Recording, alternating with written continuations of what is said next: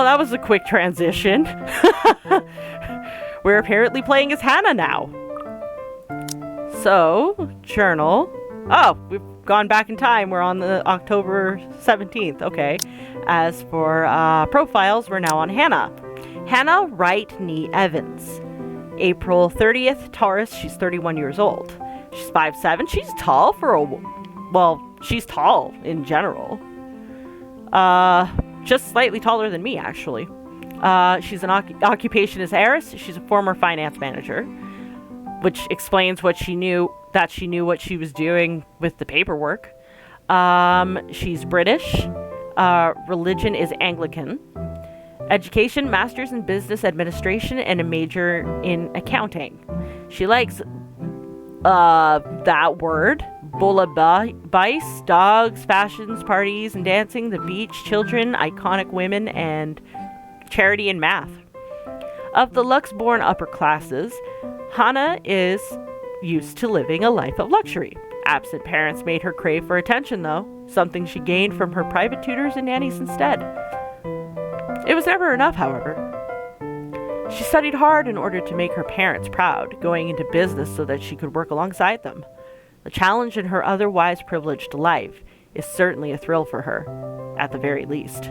She had many suitors, dating different men and women, but it was through work that she met Luke. It was love at first sight for her. Upon her parents' death, Luke proposed to her. That was the move that led to the merging of Wright Enterprises and Evans Incorporated and her subsequent retirement. Their 7-year marriage is strained, but Hannah tries her best to make it work. Okay. Welp. No idea what's going to happen with Isabella, but I guess we are moving on. Also, relationships. There we go.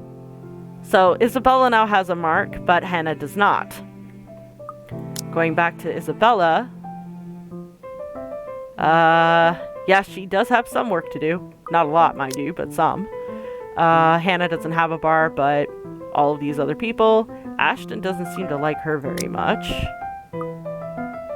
And Luke doesn't seem to like Isabella very much. Same with Hannah, but they're practically strangers, so here we go. It is far too easy to get them to pay attention. Enraptured. They hang on to my every word and follow my every move. All of it would have been stifling had I not grown used to such stares. Most are respectful, some are hostile, if we are honest. And a few are downright inappropriate. After all, I am Hannah Wright! There's a moment of agitation as a familiar, but less than welcome face approaches me with a suggestive smirk on his face. Of course, I have to keep a benevolent smile and greet him as I greet any good friend. After all, this man can turn heads, being famous in his own right. Officer Lee! What a pleasant surprise. Oh, he's a cop. I didn't think you'd have the time to attend tonight's party. Oh, well, yeah, of course he's a cop. He's got the badge. He is more Luke's friend than mine, really, and I am quite sure I only invited his wife. Much like I am only friends with the chief inspector because of Luke. Luke is only friends with Rochelle because of me. Unlike how I treated Lee, however, Luke never hid his animosity for the Lee matriarch. It was an odd sort of friendship where we would have awkward double dates. I don't even recall his first name. It starts with an N, I think. I might be wrong. Aside from being chief inspector of Luxembourg Police, his wife Rochelle Lee Nee Vance owns a general electronics company, fridges and freezers mostly. Oh, I always have time for my favourite socialite couple. Might I say, you look positively ravishing tonight. I see the husband isn't with you. The way he eyes me up is enough to make my skin crawl. I just wish Luke was here to fend off the more unseemly of our peers. You know the ones. Men who are just a little too friendly, staring too long at my assets, and getting close just because my husband is not here. And to think they have the gall to do this at my own party. In my own house, if I might add. But like any high society woman worth her salt, I know how to handle it with grace and dignity. I suppose you are looking pleasant as well. Luke's busy with work, unfortunately. Rochelle isn't here. A shame. I do hope he isn't causing you much trouble. That husband of yours can be a bit daft sometimes, acting like he's still some young bachelor. The wife sends her regards and her apologies, but something came up with a doctor and she needed to attend to it. You know her, being pregnant and all. Ah, okay. We make small talk. Rather, I'm forced to do so, as he would not leave my side after finding his place here. Oh, okay, I can actually save here, so I think I'm going to. Much to my chagrin, I've been extricated from the few who flock in hopes of flattering, for I can tolerate them far better than Lee. He is a nice enough person, and I adore his wife, who is obviously the brains between the two. But there is something unsettling about him. I do not trust him as much as I want to. He regaled to me tales of the Luxbourne Police Department, a different affair to the usual gossip I'm privy to. And though I loathe to admit, it is interesting nonetheless. I expect the topic of business to die out quickly, which would be understandable enough due to the confidential nature of his work. But oh boy, was I wrong. So, wearing civvies, I steal and drive off with one of the police mobiles, right? In the mirror, I see the new tank chasing on foot and screaming about theft. The look on his face was priceless when I parked it in the garage. Oh my. You made him chase you all the way home for a prank. What did Rochelle have to say about that? Rochelle has a strange love and hate affair with Lee. He is a married man who did not grow up past his early 20s, judging by the way he acts. Surprisingly enough, they've been married for a good 20 years. A lifetime, if you can compare it to my marriage of 7 years with Luke. I, on the other hand, well, Luke is no Lee. I should be happy about that, I suppose. Although my darling did have his moments. Hey, the wife pulled my ear and gave me a good talking to, though. Besides, we live in a flat a block away, so it wasn't much of a grand chase. Weren't you living in a house near the countryside? Moved for work, you know. Or you probably don't. No, I don't. But a flat in downtown? I suppose if that's what you like. Oh, it's horrid. Hate that tiny place, no matter how convenient it can be for work. 55 square yards are not enough when you need to get away from the wife. I wouldn't mind a place away from the city. Even started looking at the ads. I spied an interesting lot, actually. Heard it was finally put up for sale, or that something mansion. You know the one with all the ghost stories. That's how she hears about it. I know what he's talking about. There are really only a few urban legends around here. It's... The Ermagerd Mansion? That's the one. Worthy of a king it is. I'd buy it myself, but Rochelle would only gripe if I brought it up to her. Not to mention all the expenses a place like that will be a real fixer-upper. You also have to find someone willing to work there with how superstitious people can be. If it becomes a problem, just hire someone to do an exorcism. Actually, I do know of someone who could be up to the task. You remember the Ludgates party at their Christchurch summer residence? Of course. It was an excellent soiree. Everything was so classy, too. Such good taste. Oh, that place was a pigsty until they hired out this interior designer and they turned it into a bloody palace. She worked for the Exodus for their apartment in Soho too, and they recommended her when we were looking up pieces for our beach house in Porto Colom. I think I have a business card, right? No, I must have left it in my other jacket. Anyway, she's called, what's her name? Marianne, I believe, yes. But truly, if anyone were to get that place in McCullough, well, they'd be the envy and the talk of the town. Well, if you put it that way, I might just snatch it up for myself. This place was starting to feel a bit small lately anyway. Sure, a 3-story penthouse might not fit the definition of small for some people. Okay, maybe a lot of people. But it isn't big enough to have grand parties in. As it is, I only invited about 30 people to this one, and it already feels cramped in here. It certainly would be nice if I didn't have to ride an elevator up and down several floors before I can get anywhere as well. All Luke's words, and not mine. Besides, I've been looking for a good anniversary gift. Luke might like this one. Where is he, anyway?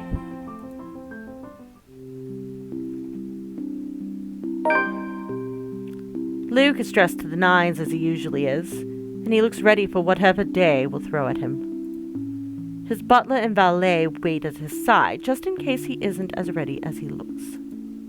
Oh, sure, that is normal. What is confusing me is the fact that he is on his way out of the penthouse, considering he won't have anywhere to go until much later. Where are you going? I am to attend the Triad Autumn Tasting. I do believe I informed you of this 2 weeks ago. Yes. And might I remind you that I had stricken that off your schedule? Because 1, the doctor told you to stop consuming so much alcohol. Oh. And 2, I informed you a few days ago about the open house we are going to attend in its place.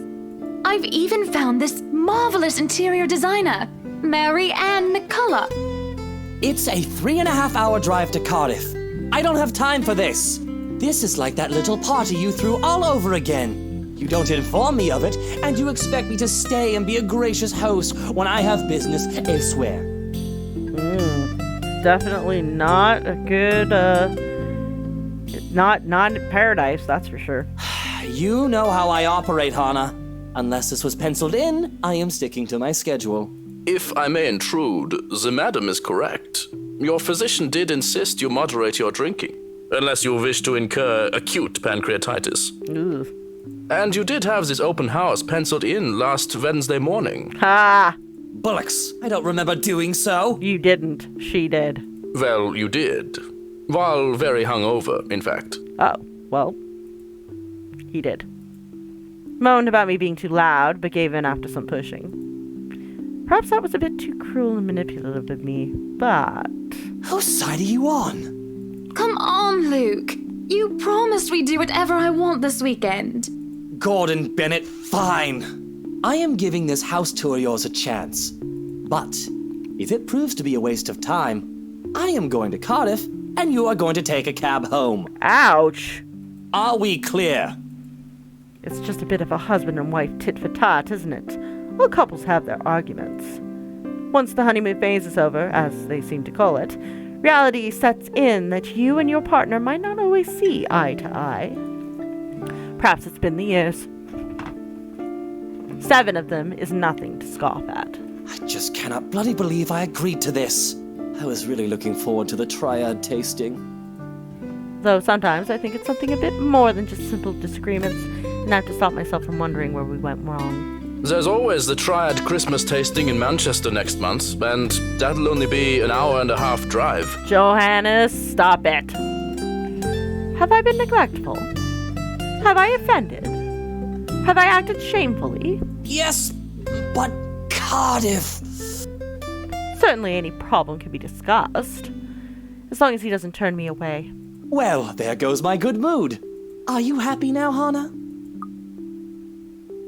Why must he treat me this way?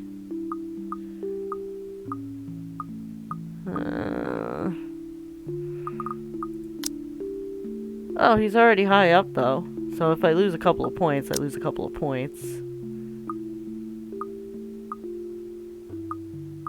Yes, I am very happy, Luke. Because for once in a very long time, we are doing what I want. Oh, wow. That actually won him some points. Cool. I'm ecstatic. Understood. And this would be perfect if you stop acting like a child who needs their nappy changed. We will be leaving after lunch for the Ermengarde mansion. You are going to park your rear in the car and keep mum. And you are going to behave during the tour. Needless to say, Luke looks a bit shocked at my little outburst. He opened and closed his mouth a few times and struggled to reply before he crosses his arms to look like, well, a moping child. Any more rules for this little excursion of yours, Your Highness? Best behavior. No wine. Even better. No wine? Unacceptable! I am already not allowed to the tasting, and you would deprive me of that simple pleasure? Yes. Because pancreatitis, apparently. If I see you take one sip today, I will put the stocks under lock and key. Do you understand me? Don't forget the bottles he keeps in his dresser. Wow. Nice. Whose side are you on? How many times in one day can you ask that? As many times as it requires to get an answer, I guess? As many times as I need you, traitor. Well, yeah, that. The ride to the museum is quiet, with Luke having stared out the window the entire way, not paying attention to anything around him. Meanwhile, I am conflicted. I don't know if I should apologize for changing his plans like that. By the time we arrive at the mansion and I see his eyes light up in genuine interest, apologizing is the last thing on my mind. The whole affair with the Ermengarde mansion is certainly an interesting experience. The place had been renovated and restored by the owners to what they claim to be acceptable standards. The mansion itself looks like something befitting a fairy tale or a period piece. It is tastefully decorated, and with a bit of love and attention, I'm sure it can be a place Luke and I can call home. And the number of other prospective buyers that have come from the powerful and wealthy of Luxembourg certainly did not disappoint, marking this estate as prime property. The Lees are amongst the group who went with the Rose woman, and I saw a few other notable faces, though I did not really feel like mingling. Unfortunately, for every one of them, the Wrights are interested in buying. What's been bugging my mind, however, is that Isabelle. Wheel and Woe. Okay, that's a new one. What is her problem? I still don't quite understand what's happening. One moment, she's scrambling to give us the paperwork to finalize the sale. Then, she's panicking over some sort of prank letter or another. Dear me, is Isabelle all right? It is apparent with the way she shakes and by the pallor of her skin, something has really shaken her up. Isabella, do you need me to call that ambulance? I am worried, but it would be best if she is attended to by someone more familiar to her, like a partner. But even then, the girl refuses Rose's offer's drink and looks just about ready to make a run for it. No, I'm just feeling a bit out of it. Interesting. Like, we know her name is Isabella, but in Hannah's perspective, it's Isabel. So that's interesting. I like the perspective shape. It's cool. Excuse me, I'll be back. I just need to catch my breath. And she does so, just as I predicted, and her partner follows like a concerned mother. There is an awkward air amongst us as we are left in the wake of whatever that was.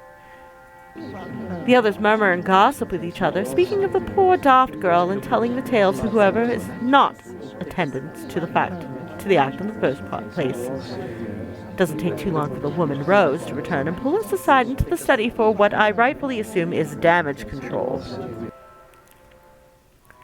Rose invites Marianne in too, hoping to apologize to her as well. Let's see what it says here for timeline. Yep, that's fine. 18, nope.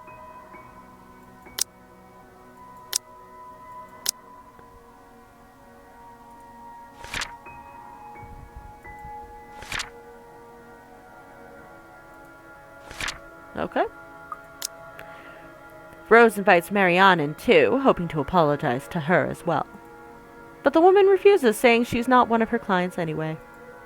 That leaves myself, Rose, and Luke. The last all too eager to make himself comfortable in a study he's no doubt already claimed as his own. I can't apologize enough about what just happened. Please forgive Isabella.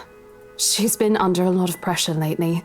She's young and all those rumors about this being haunted just got to her head. And it must be this terrible heat too. Not a drop of rain for days now. Are you sure it is wise to just let her go like that? Where is the poor dear? She might get hurt. She's more likely to hurt somebody else, given what just happened. Wow. I told her to sit down and take a break. Already rang someone to pick her up too. That might be for the best, dear. But please, we're here to talk about the mansion, yes? Why, I absolutely adore it. Don't you, Luke? Some of the rooms will certainly have to be repurposed. We want to change the appliances and have Marianne lead on the decor, but the whole thing is just lovely. I guess. It's certainly a lot roomier than our penthouse. Exactly! Lots of space for guests, parties, a lot of room for little ones to run around too. Hannah wants kids. Let's not discuss that right now, Buttercup. And Luke does not. Wonderful. Anyway, I do think it would be a shame to let this mansion slip past us. But you haven't even finished touring the house. Well, we like what we've seen. I am making her job easier for her, am I not? No need for loans or long-priced negotiations. We can just sign a contract and close the deal. Really, you'd think the woman would be more happy about an easy sale. I know how these estate agents work, how long they had to wait, and how much they had to spend even just for a single sale. Why, she should be jumping for joy by now. I'm sure the commission on this mansion is nothing to sneeze at, even if she has to split it with that Isabel girl. Do you think we could have horses here? Yes, those do sound nice, love. Hannah's not amused. Anyway, if anyone else is interested in buying this property, I assure you that I'm able and willing to give a better offer. I A vineyard would be nice. Or maybe a... And we do reward our people quite generously, Rose. So if I were you, I would start on that paperwork. helicopter pad. I pause. And there's a small moment of complete silence where Rose and I just stare incredulously at Luke. It is an unspoken understanding, a rule between the two of us that we have to put on an act. With our social standing, where image matters, it is also important to avoid making enemies. And to follow this rule is an easy feat for me. From youth, I've been the well-trained social butterfly, gracious and graceful. Luke, on the other hand. Oh, wait, what, Luke? No, what? Whatever would we need a helipad for? Well, he likes to play the fool sometimes, even if he is anything but. As he throws me a wry smile, I shake my head and beckon Rose over. This is to be our home, and there is nothing she, nor anyone else, can do to change my mind. This is a place that speaks of power and importance, and, at the same time, of safety and comfort. Perhaps we can even have a family here. There is definitely no better gift than this for our special date. Why, everything here is absolutely wonderful. Well, except for this ugly painting in the study. That's not a painting! Holy fucking shit, that is not a painting. And she hasn't even realized it. It's the ghost girl. Shit. It looks like a bad fake of an Edvard Munch painting. Here's the deal. I'm willing to pay 10% higher than your listing price. If anyone tries to outbid us, just add another 5%. I doubt anyone can, of course. Or, you know what? Just add 15% to the listing price, and we can sign all the paperwork now. I guess, if that's what you want. That won't be any trouble. I don't have all the papers now. Didn't think this would be a quick sell. I'll have copies sent to you so you can look over them. And if you'd still like to finish the rest of the tour with Isabella's group, you're more than welcome to. No, I think we're good here. We'd appreciate a private tour of the place a lot more, I think. All right. Should I let Marianne in, then? Marianne? Oh, right. She's been waiting outside the study this whole time, hasn't she? I'll need to have a little chat with her to move this little mansion project forward. Please do. There is a look of apprehension when the other woman enters the study. Yet, like a professional, I see the moment when she steels herself and masks her worry. Admirable. We have this project then? Of course. Will you be needing anything from us? Having the floor plans would be a great start, just so that I can look at them beforehand. And if you could tell me when you're available for a meeting so that I can include it in my calendar? Oh, is a meeting really all that necessary, Marianne? I guess we can send Johans to help you out. You two can start by getting rid of this ugly painting. A hush falls upon the group at my request. What painting? And lo and behold, The painting is gone. In its place, a mirror stands, which leads me to look at my own confused expression. Odd. Called it. Well, no matter. Back to the topic at hand. Marianne, dear, we are simply far too busy to meet up. Or perhaps maybe I should... Yeah, let's free up the schedule, because collaboration is key. Just to make sure that she knows what I want. But I guess we can free up a day to meet with you. Sweet. I don't really need another Maudlin Monday reading about Maury anyway. The book club can function without me for one day. What time shall we be seeing each other? How does lunch sound? Besides, my house is a higher priority over book club. Why, we can hold the next meeting in this place. Surely the beauty and grandeur of it all will inspire a spirited and lively debate about whether modern-day writers could match up to the classics. I might as well clear up the rest of my week to handle whatever affairs buying this mansion requires of me. Any social activity can be put off until the Emergard, or rather the Wright Mansion's great debut. I'll have my fill of great parties and gatherings, especially when I organize them myself. That sounds good. Although, with a project of this scope, we might need most of the day to tackle your concerns. A more thorough inspection of the place is also preferable. Breakfast then. It's a date. It's really not. All right. Monday, 10 o'clock sharp. We'll see you then. Actually, Marianne suggested that we meet at 9, but who was even awake at that ungodly hour? I was lucky enough to wake up this morning before Luke went all the way to Cardiff. We say our goodbyes, shake hands, and make it clear without outright saying it that we now own this house. By the time we left the mansion grounds, sunset is upon us. So, you really want to buy this place then? That's a bit of a big impulse buy, even coming from you. Not that I'm complaining. I feel elation when I hear those words from him. It's not every day one is able to please someone like Luke. He gives away false flattery to sway those who starve for his attention and approval. But in the privacy of closed doors, he would often express his grievances. He neither censored himself in front of me, nor spared me from his criticisms. You have been saying the penthouse was getting a bit too small for you. Happy anniversary! Oh. That time of the year already? He forgot about it last year, too. I understand that he's a busy man, but... Is that why you want to buy it? Yes. You don't like it? I do.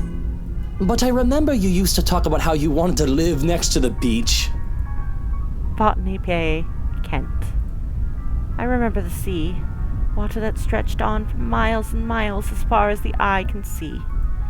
As a kid, I loved our beach trips, swimming all day as much as I could. I was a well-behaved child, and the only time I was ever truly difficult was when I refused to get out of the waters, even when my fingers had gone all wrinkly.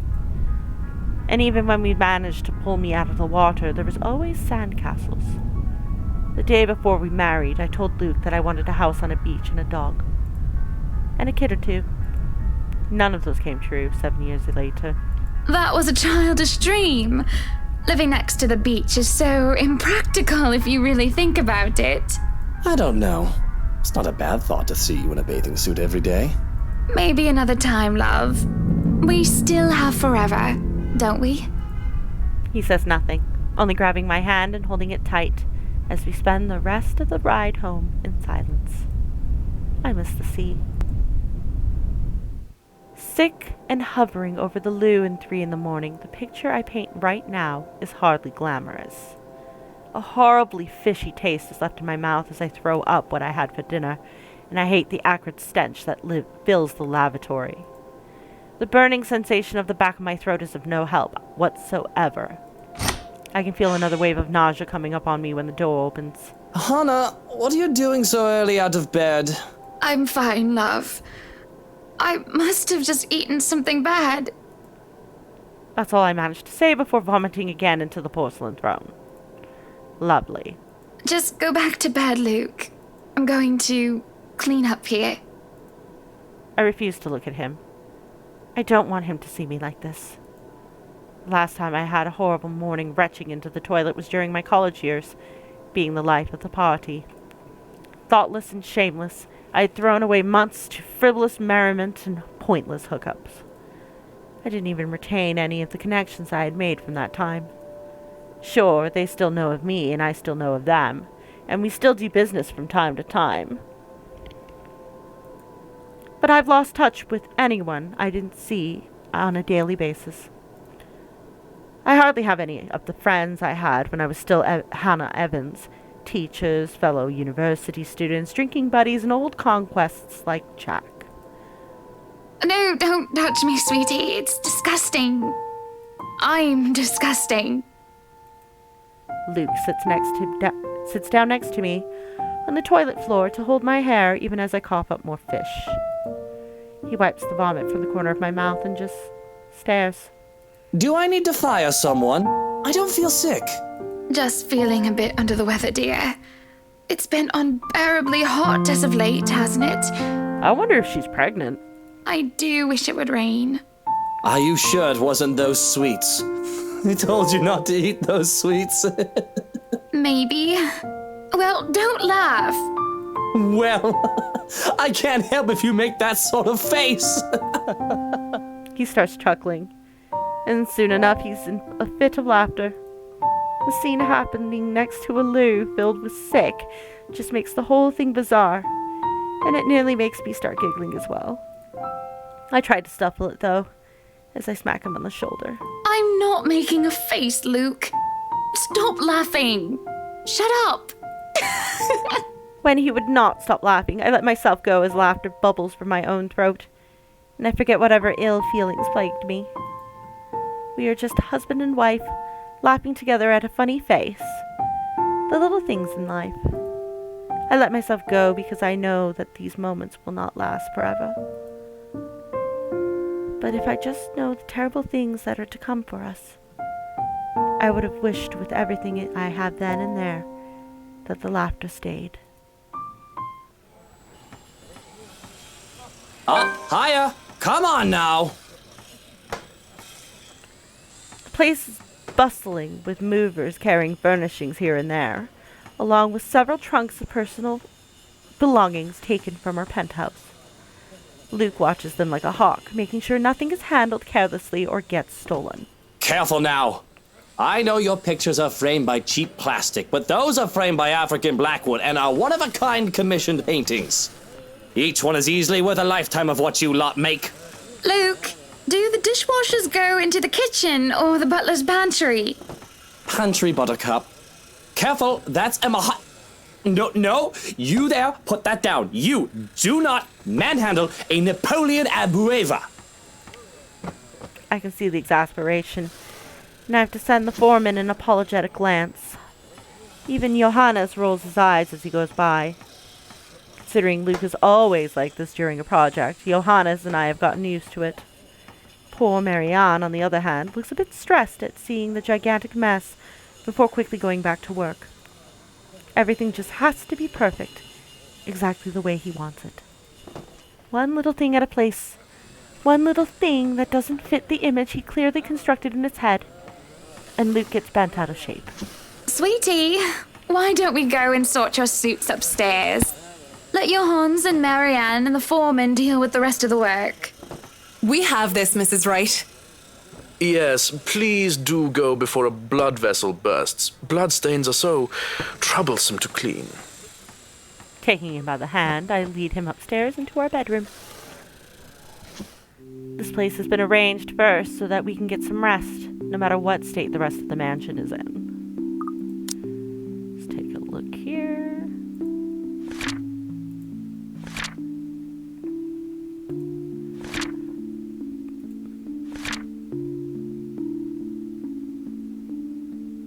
Yep, during the open house, Hannah pressured the estate agents to sell her the mansion.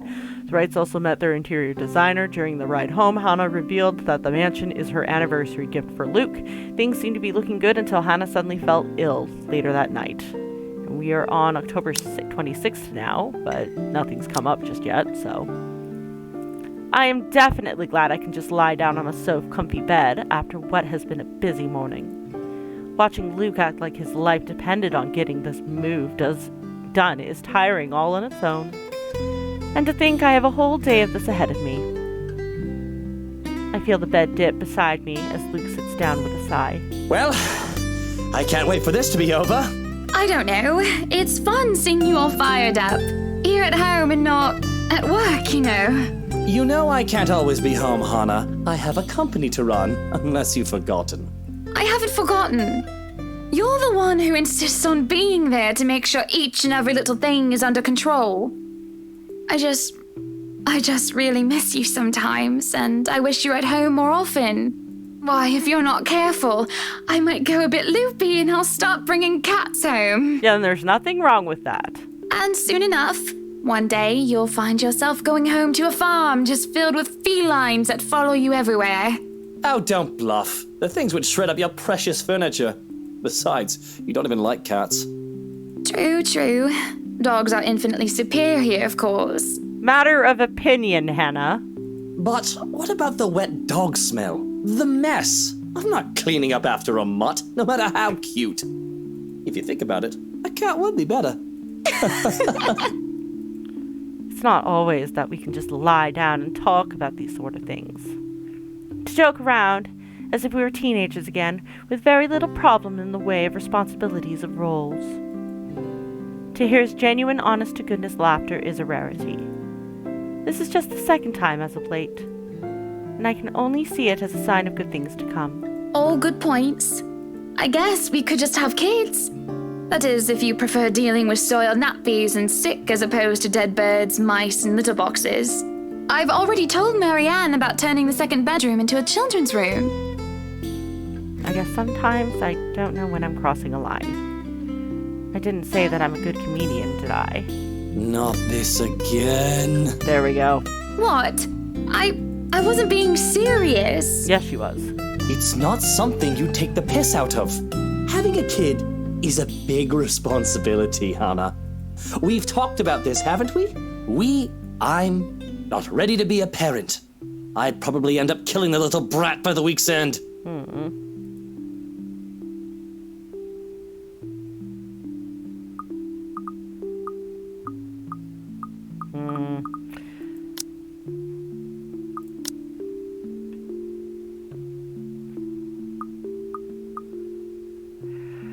What do I want to do?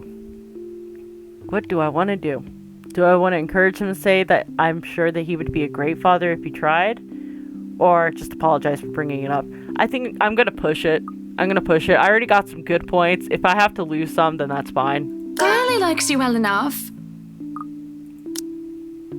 Oh, wow, that helps. Sweet, never mind. The mention of our little goddaughter places a conflicted look on his face. Sometimes it is cute when he denies having a soft spot for the little girl. But then, sometimes it's sad, and it makes me wonder what happened to make him think so poorly of himself in this regard. Yes, well, it's Kylie. The tyke likes everybody and, on the off chance she doesn't, likes them well enough as long as they buy her sweets. And sure, that kid is great, but if I get tired of her, I can ship her back to her father at the end of the day. I mean, he's not wrong there.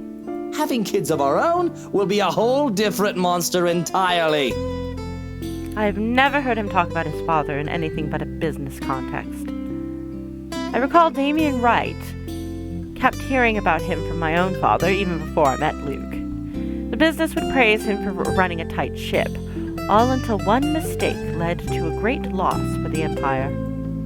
It was then that the news of Luke Wright, Prodigy's son and successor to the old man, started to show up, and he aided in its recovery and growth up until the Great Recession. I'm getting a bit off track. Regardless, I've never heard him talk about his father like one would talk about family. I think you'll be a great father. There is a smile, no matter how half-hearted it may be. I do really think that. He might not be a good, honest man, and a part of me knows that, though I try to silence it. But I know Luke well enough that he will be a better father than either Damien Wright or Henry Evans. I love my father, but he never had the time. If it is any consolation, I think you'd be a decent mother. Oh, decent. Well, thanks. On the other hand, I've never heard of his mother. Silence settles, both comfortable and uncomfortable. There is familiarity in each other's company despite the awkwardness that had transpired. Defenses and masks down. Without anybody else looking, we are both together and alone in this quiet. But a crash from downstairs startles us both out of a reverie. Luke lets out a heavy sigh before coming up to his feet and straightening his jacket. I'll have to attend to that then. Be good, darling. And watch out for your blood pressure. He gives me a kiss on the cheek before leaving, while I lay there in a daze. Alone, as per usual. I really should be used to it by now. I can feel the minutes tick by me with me just lying there, feeling miserable and full of self-pity. I have rolled over onto my stomach at this point, with my face buried into the pillows when there's a knock at the door. Grumbling at them to go away doesn't work as the voice comes from the other end. Madam, the photographer from Luxury Living is here. Wait, is that today? Oh yes. People had caught wind of our new mansion the very moment we left the open house. Luke had boasted he could acquire the property in no time and allowed a photo shoot for an interior design magazine to be scheduled today. Well, there were complications and it took longer than it usually does for us. In a minute, Hansi. Johannes, if you could at least make it through the end. Tell them I'll be right down, Hansi. The mansion grounds had been one of the first things to be fixed up, aside from the bedrooms. Although it's still a work in progress, it had a promising start, and I can already see the flower patches. Luke's favorite daffodils stand out easily, having been transplanted from the pots that used to litter the rooftop of our penthouse. Why, if the moving crew thought that Luke was being hard on them, they clearly didn't see the landscaper on his way out. The man looked like he was ready to faint, and Luke seemed ready to kill him by the end of their discussion. It is in the gardens that I see him standing near the flowers in quiet admiration. He is hard to miss. The hulk of a man that clearly did not belong, and the big backpack and suitcase he has with him make him look much larger. It is a peculiar sight seeing someone who looks like he does handling little delicate things with such care. He looks up from the gardens and does a double take before a friendly face replaces his serene expression. Miss Wright, yeah? Hi, Zachary Steele here from Luxury Living, ma'am. Aww, hi Zach. Hope you weren't waiting too long. But it looks like you're still moving in, huh? Thought for a second there my calendar was wrong and I came here too early. The one and only. Welcome to Maison de Right. And yes, we've been in the process of moving in as we were delayed. But it won't be a problem. They're just adding a few things here and there, and you should still be able to do your work. Where's the rest of your crew then, Mr. Steele? Zach is fine, please. Mr. Steele makes me feel like I'm a mascot for a cleaning product. Anyway, I'll be your one-man crew for today. Don't worry, been doing this gig for a while now. You must be quite the veteran to handle this on your own. We've had a full crew coming into our penthouse the last time we were covered in your magazine. Veteran? Oh, your words are too kind, Miss Wright. Hannah, if I get to call you Zach, you have my permission to call me Hannah. Alrighty then. Anyway, I'm no veteran, but I know my camera well enough to make sure this is a good shoot. You can trust me on that, Miss Wright. Hannah. Monsieur le photographe. Zachary proved quickly enough that I can, in fact, trust him. His skills with the camera and experience in this industry, at the very least. He is kind and courteous, listening and following as I lead him around the house. A really nice fellow, and he treats our household staff well whenever we cross paths with them. I answer his questions to the best of my ability, and he's patient enough to answer mine whenever I get curious enough. For one, I ask what the bags are for. They are quite the magician's toolkit. From inside, he had procured several items to embellish the interior with. Bowls of fruit, lemons, trays with peppermills, stacks of cookbooks, cutting boards, and glass canisters filled with colorful nuts and grains are brought in for a kitchen setting. For the bathroom, there are white towels, seashells, and decorative soaps. There are other things as well, too numerous to count, all in that large backpack and suitcase. Tricks of the trade. Softens up a room, makes a place feel more homey, and fills it up with texture. But you guys probably have better stuff I can use for this. No lights? Don't tell me all of these are just props. Well, I've got my tripod here. For things like these, natural light is best. I'll just have to set the shutter speed to a real slow setting, and as long as nobody steps into the shot, it'll look great. Oh, it better. We go through the rooms one at a time, although we first tackle the ones that the movers have no business in anymore. The ballroom needs a little preparation with its grand design. Although there is some trouble at first with the wide open space and the pictures being backlit. It is in the kitchen that Zachary's props come in handy, considering how Johanna's kept the place so clean, so neat, and sterile. One can practically eat off the floor. We carry on touring the house and taking pictures where we can, with exception to the rooms which have yet to gain any purpose or design. Too bad I can't take a sneak peek at his photos yet. Funnily enough, he is using a traditional camera. I didn't even know film still existed. With the way he speaks, however, I can see that he knows enough about his craft that I'm not too worried about botched photographs. I imagine photography must be cathartic for him, judging by how at ease he looks while taking pictures. There are small snippets of conversation in between the clicking of the camera. He even goes as far as to talk about those terminologies like shutter speeds and aperture when I ask about the technical aspects. I can't quite see the pictures as it is made, much like when I watch artists paint on their canvas. But just watching someone passionately practice their craft such as this is exciting in its own way. Going through the many rooms has been quite the exercise for the both of us. Despite that, he has been so nice, and I find myself putting on my best smile. But it is as if we're taking pictures in the foyer that everything comes to a standstill for a moment. Just a moment. And, had I not been paying attention, I wouldn't have even noticed. It is merely a split second when Zachary's rhythm is put to a halt.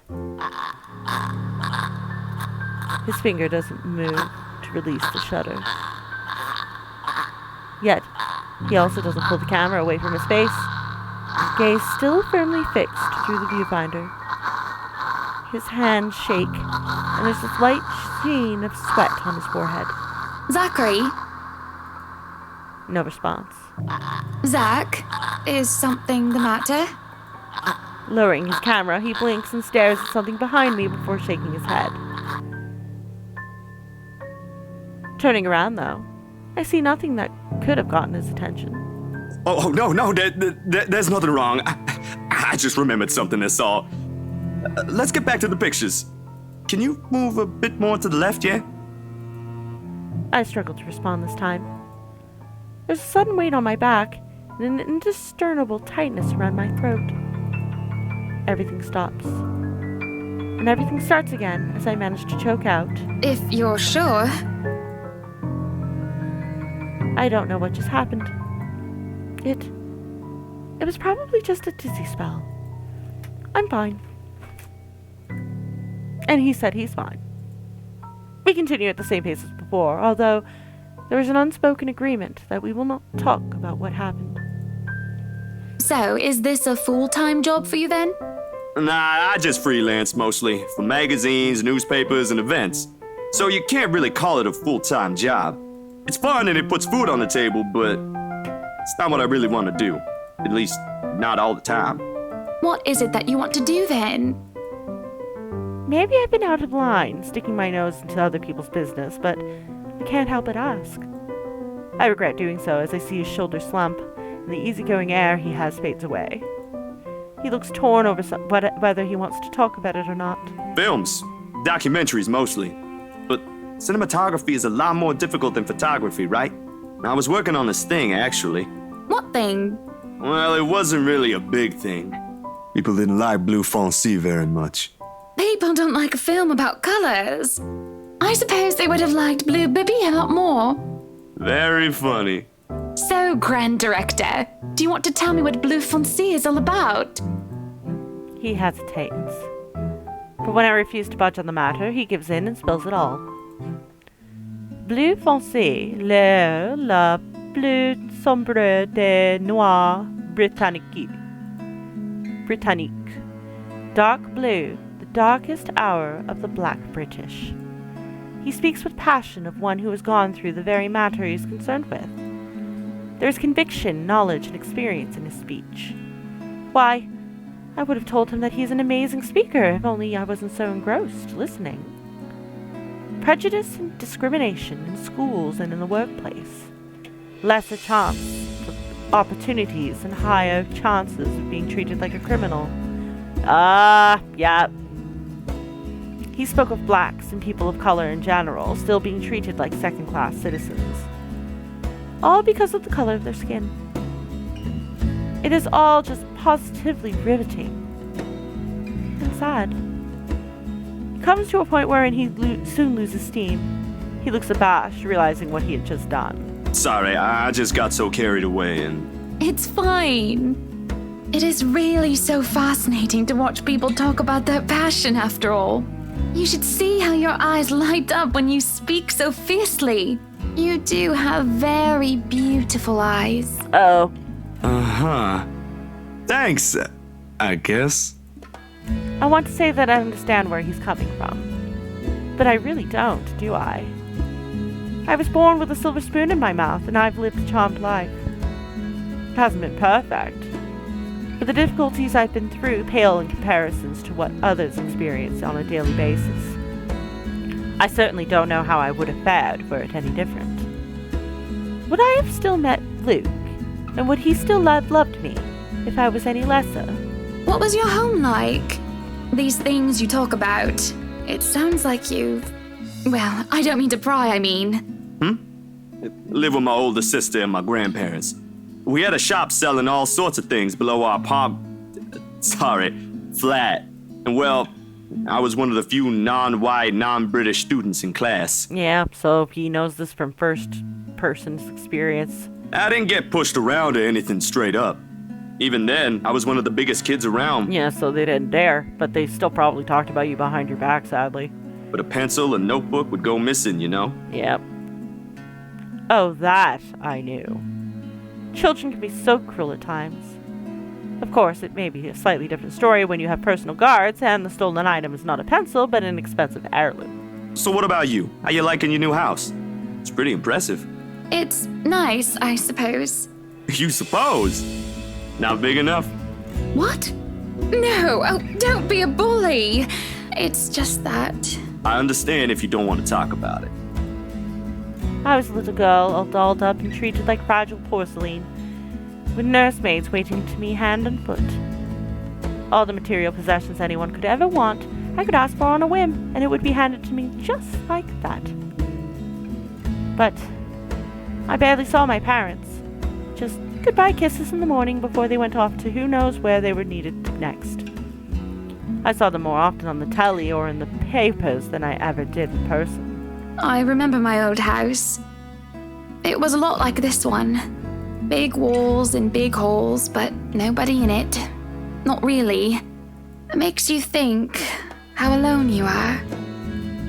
A pensive mood overcomes us, and there's a moment where neither of us is sure how to go on from here. Things have gotten a bit too personal, yet it isn't wholly uncomfortable, like as if we've been friends before. Well, that's normal, ain't it? You just moved here. You'll make home out of it yet. He certainly makes it easy to believe that. My childhood house is indeed a lot like this one. Just as large and extravagant. And just as empty. I hope he's right. So, Monsieur le Photographe, you've covered the one and only Ermengarde Mansion. What's next on the agenda? The interview? Boring.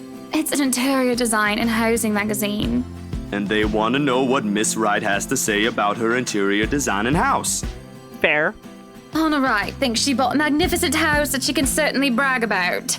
Blah, blah. Boring. You know what they should print more of? I watched an interesting documentary the other day. Blue Fancy, the darkest hours of the Black British. I recommend you watch it. I like her a lot. Those are the things that people should know about. What do they care if I use a purple or green bowl of fruit in my kitchen? People, right? Oui. People are shite. What do you think? Do I look good with this angle? I strike a pose while he's being busy, looking taken aback for a moment, probably not expecting me to just go and say such a crass word. But he recovers quickly, and after snapping a few shots, he grins. Yeah, vous êtes belle. You want copies of these ones? Yes, please. So, the big boy knows French.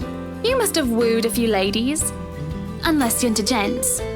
Either way, French is, after all, the language of romance. No, I don't know about quoting fancy poetry. But I've made lunch for a girl before, and they did like that fancy French cuisine. Oh, nice. Can you cook your best? I can cook just about anything as long as I know the recipe. C'est magnifique. It has been too long since I've had a nice and proper chat with a good friend. No, Lee is certainly not a good friend. And although we've just met, Zachary is the sort who can probably befriend anyone. He's just a comfortable person to be around. A bit too comfortable. Yep. I thought this might be where it was heading. The photo shoot went by a breeze. And somewhere along the way we talked. And as we talked and laughed, I find myself getting a bit too close without realizing. He'll give me this strange look until I back off, and he'll go back to asking questions after I've agreed to do his little interview. And it's just odd. Well, no. Me being friendly isn't that odd. That's how I am. Zachary is the one that's being odd. Why, anyone else would absolutely welcome the extra attention I give them. He, on the other hand, looks almost flustered about it. He should be used to different personalities by now, having to deal with the various people when he works. And if not, he needs to start. Perhaps nobody's shown him attention of this kind, but he is a big boy. He should be able to handle me. Double entendres. All it is a friendly touch here, a pretty smile there, a gentle swaying of the hips as they move around. Zachary grew more red every time he noticed. Am I being mean as I find enjoyment in seeing him unravel? Perhaps. This went on during the interview, and beyond that, there's nothing wrong with what we're doing. Right? Zachary and I are just having a playful, friendly chat while enjoying the outside view. At least, that's how I see it. I'm sorry, but I'm really getting distracted. Could you maybe stop doing that? Stop? I'm not sure if I want to, though. But he's asked, so let's stop. I'll stop if it makes you uncomfortable, sweetie. Good. Nice. Sorry. No, I should be the one apologizing. Why, you're a shy one, aren't you, big guy? It's not that, but... He gestures to the ring on my finger, and lets the fact of the matter hang heavily between us. Being told implicitly that I am too forward is not a common occurrence. I think I'm more stunned at the fact that he pointed it out, rather than, well, being rejected. Not that anything's going to happen between us in the first place. It was just going to be some harmless flirting. Right? So, you've never had a girlfriend? No. No boyfriend either. You know, just in case you were gonna ask for that one next. Yep. And you haven't even had your first kiss? Not a one, ma'am. Do you want to have your first kiss today? I can't help it. I really, really can't. And I'm going to apologize lots later. Surely by the catty smile on my face, it is obvious that I'm just pulling his leg. The laugh I fail to contain certainly gives it away, if it still isn't obvious. But still, he lights up in embarrassment, stammering and sputtering objections. You're married, and this will be extremely unprofessional. I never said I would kiss you, silly. That's true, she didn't. Oh, Johans! No, what? No, no. That's mean. I shouldn't laugh, but that's wow. Don't call your butler she's, Hannah! That would be for the better. I don't think his husband would appreciate it if I made him kiss another man. I do not think he can hear us from here either. But it is hard to think you're not taken, Zachary. Why, whoever becomes your girlfriend will be so lucky to have you. You can cook and take wonderful photographs, wonderful meals and wonderful memories. I could play guitar too. You can? Oh my, wonderful serenades as well then. Perhaps I can find a young lady who deserves a fine, strapping young gentleman like yourself. Let's not get carried away. Besides, I gotta be going. It's getting late and I got someplace else to be. A shame. I will be expecting you again soon, I hope. For a copy of my photographs, yes? Of course, I'll even deliver them personally. Aww. Just, don't try to make me kiss your butler when I drop by. Yeah, please don't. As fate would have it, the very moment the words leave his mouth, Johannes comes out of the house. Judging by the slight raise of his eyebrows, he has heard only the tail end of the sentence. There shall be no kissing of any butlers under this roof, Danke. But you are not under a roof, are you, Hansi? To my amusement, he takes a step back, safely placing him within the threshold of the foyer and under the roof of the house. And just as ever, he is quick to return with a sardonic reply. I am now. As I was saying, madam, it's about time for supper. Will I be needing to set an extra place at the table? Oh, what? No, I was just leaving, actually. So, you have a good night, Hannah. And you too, Hansi. It was nice to meet you, Zach, honey. You have a safe trip. He nods, and the grin on his face as we say our goodbyes is the sweetest that I've ever seen.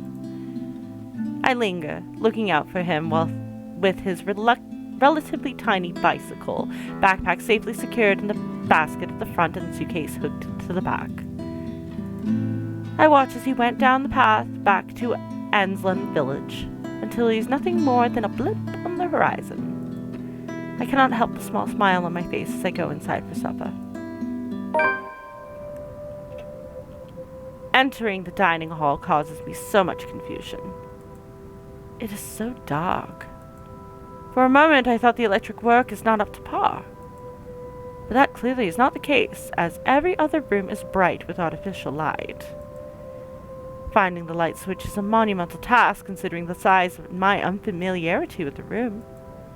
To make matters worse, the darkness grants the room a different atmosphere. Eerie and frightening. It takes longer than I thought to find the switch, something that will have to be rectified later on. My skin starts to prickle, and there's the distinct feeling of being watched. It unsettles me and only spurs me on in my search. And when I do open the lights, there's a hiss. I'll turn the lights down, woman! He's drunk. Wonderful. There, at the end of the hall, is my beloved husband with his face in one hand and a glass in the other. Perhaps I can let it go if it's only one glass of wine. However, I can feel myself go livid after seeing the toxic green liquid gleam mockingly at me. Luke, what? Are you drinking absinthe? You know what the doctor said. Absinthe, Luke. Are you actively trying to kill yourself? Because if you are, we can just hit you with a bloody car. Honeybee, Buttercup, not too loud, please. Besides, it's Lelouch, not too strong. Just hair of the dog that bit me. Uh-huh. Helps with the hangover, dearest. You drank? When? This morning, love. Don't be mad. I just needed a few drinks, having to deal with those simpletons. And maybe I had one too much. You don't see me whinging about you leaving me to handle them on my own. I had to attend the photo shoot and interview with Luxury Living. You know that. Let's not make this about me, Luke. This is about you and your drinking problem and... Oh, I don't know, Hannah, darling. What if my drinking problem, as you like to call it, is linked to you? If we think about it that way, this discussion is about you. That was pretty mean of you, leaving me alone to do all the work like that. You can't use the interview as an excuse either, honey. I was informed the moment your little interview was done. So, what was it then, What were you doing? What's it going to be? Should I tell the truth or tell a little lie? Honesty. I was talking with Zachary, the photographer for Luxury Living. Oh, that was not the right answer. I have no reason to tell lies. It's not like I'm guilty of anything. But as Luke's expression turns, he makes me feel like I actually am to blame for something. He has a way of making me lay bare with just a look. And that had really struck me when we first met years ago. That giant Negro? Oh, do not. Why you gotta be like that? Why you gotta be like that? You were having a secret meeting behind my back and it was with him? It wasn't a secret.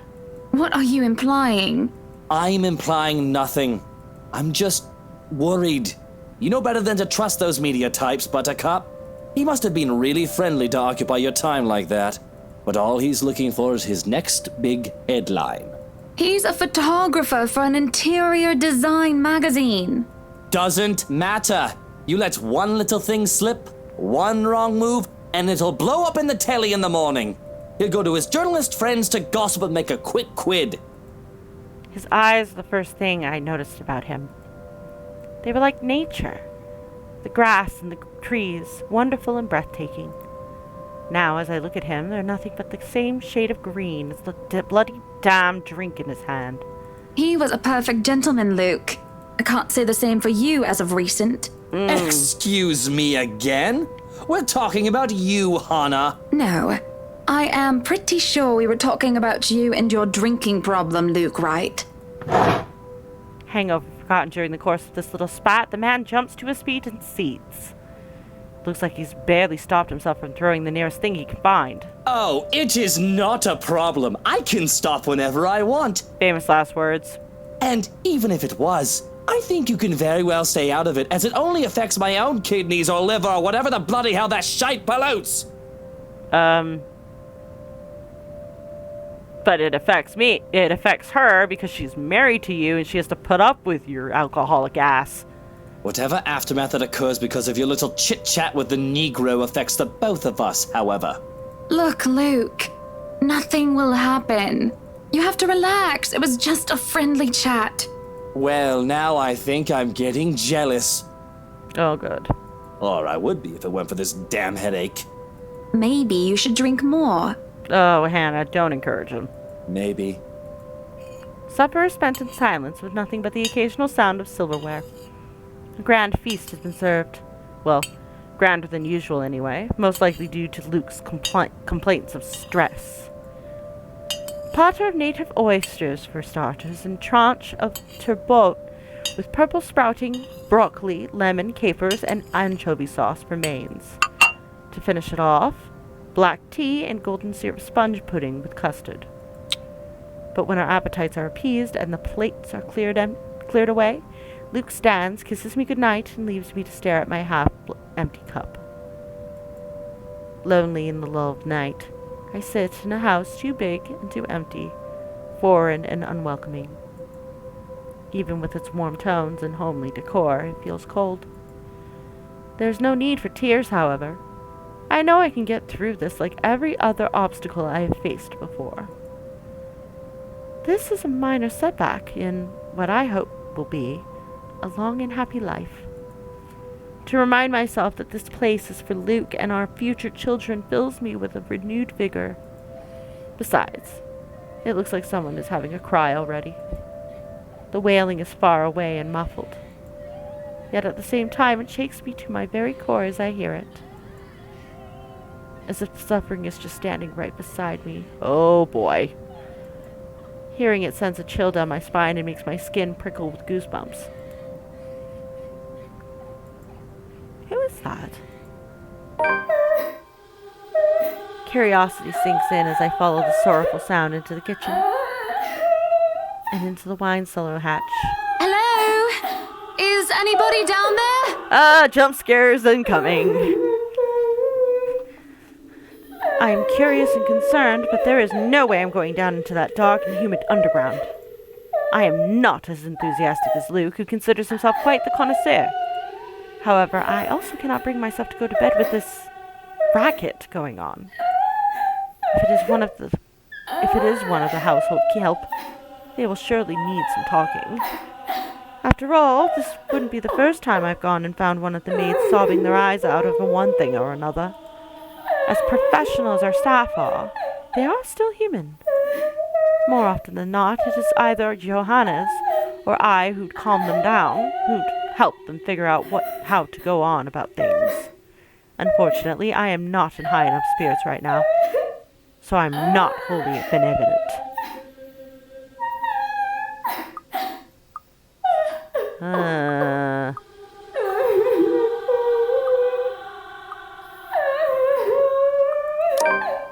I may not be going down, but there's no point in talking through closed doors. Or hatches in this case. The thing refuses to budge at first until there is a soft click, and it easily swings free. As I lift up the hatch and look down into the cellar, a sense of unease washes over me. It isn't just the sudden onset of vertigo and nausea, but also the darkness. It's suffocating. And as I look down, it feels as if it's looking back at me. I worry that something will suddenly pull me into the deep. I can hear her whispering. Help. Calling for me. She wants me. Needs me. She wants to drown me, pull me down and suffocate me in her embrace until I sink to the bottom. A deep abyss waits, inviting yet foreboding. She's calling to me from in there, isn't she? And I do want to help, I do. The shadows threaten to creep out and a feeling of apprehension keeps me in place. Already it paints the room in a darker light. Uh-oh. There is a lurching sensation, and the feeling that follows after is hard to explain. It feels like I'm watching myself from the sidelines, a specter to my actions, or lack thereof. I will myself to snap out of the detached feeling, to move, to do anything except stare at myself. And for a moment I see the look of fear on my own face. I'm back in my body, but the hook in my stomach is no longer the only one. There are hooks everywhere, tearing and pulling at my skin, flesh, and bones. They pull at me in every direction and it hurts. It hurts so much, but I just can't bring myself to scream out. Help me.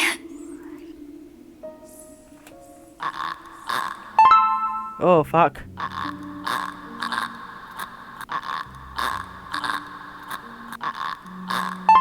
Oh.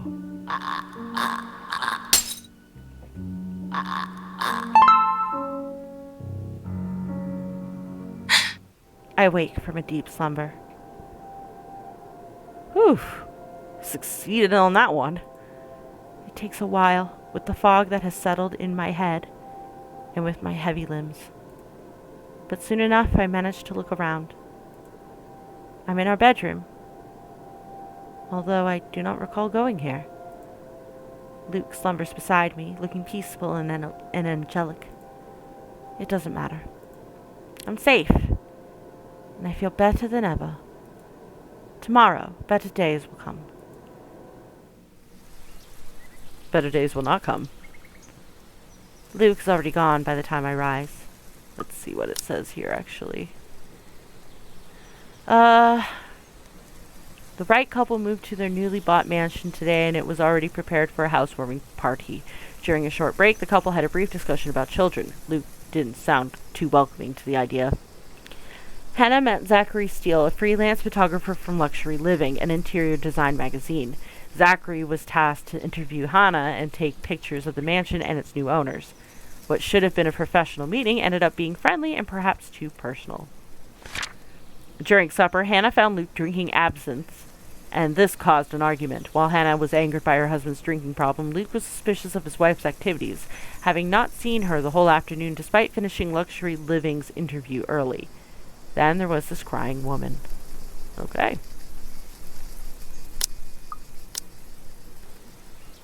There isn't a single hide nor hair of him to be found, and trying to call him on his mobile is a bust, as it only goes straight to his voicemail. That's twice in a row he's gone on me. Oops. Well, probably safe. And for him to disappear today of all days is every bit upsetting because of what's to come. The morning is once again filled with a whirlwind of activity. Fortunately, I am much more refreshed as I took a break from my responsibilities. I haven't the faintest clue where Luke was yesterday.